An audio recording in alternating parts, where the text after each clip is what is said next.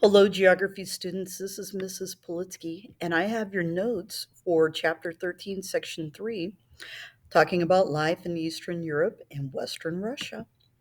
So, let's begin.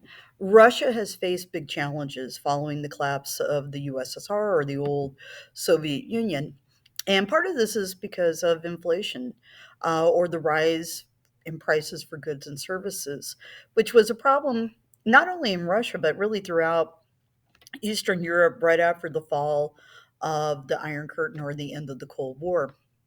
When ownership of industries was transferred from the government, these communist governments, to the private, wealthy individuals with connections to the old communist government, these people took on a new name and they became known as oligarchs.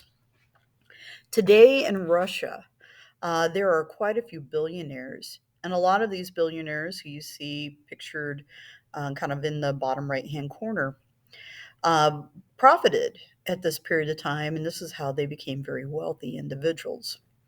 Many Eastern Europeans have moved out of countries in Western Europe and North America, or moved to these countries to escape political oppression and to seek economic opportunities.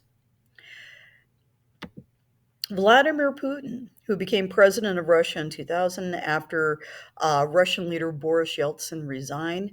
Putin had been an officer in what used to be known as the KGB, which was the secret police of the communists or the Russian secret police. He helped stabilize Russia's economy, but at a cost because he limited the freedom of speech. He also dealt harshly with people who opposed him, and he's still doing that to this day. Russia has more than 140 million people, about half of what we have here in the United States. 80% of this population are ethnic Russians or Slavs. Most of Eastern Europeans live in urban areas. The urban population of Eastern European countries varies from around 50 to roughly 70% of the country's total population. The biggest population centers in Eastern Europe are the capital cities. So, Moscow, St. Petersburg, these are the biggest cities in Russia. Moscow is the political, cultural, educational, scientific, and religious capital, whereas St. Petersburg, which was founded by Peter the Great in 1703, is a little more historic.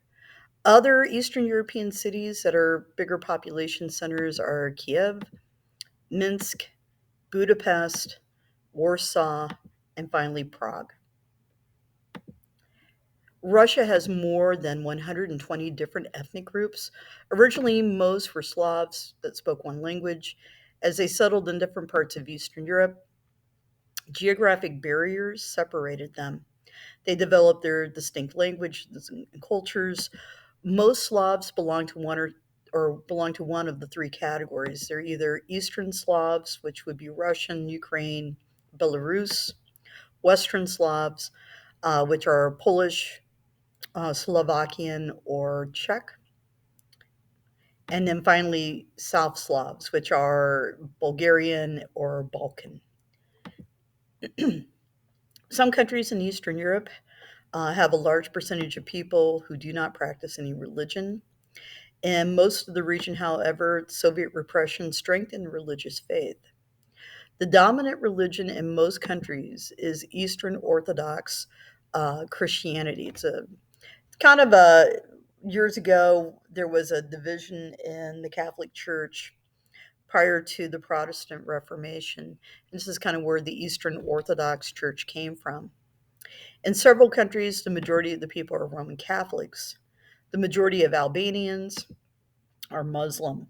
Most countries do have a minority populations of Muslims, Roman Catholics, Eastern Orthodox Christians, Protestants, or Jews. All right, thank you very much.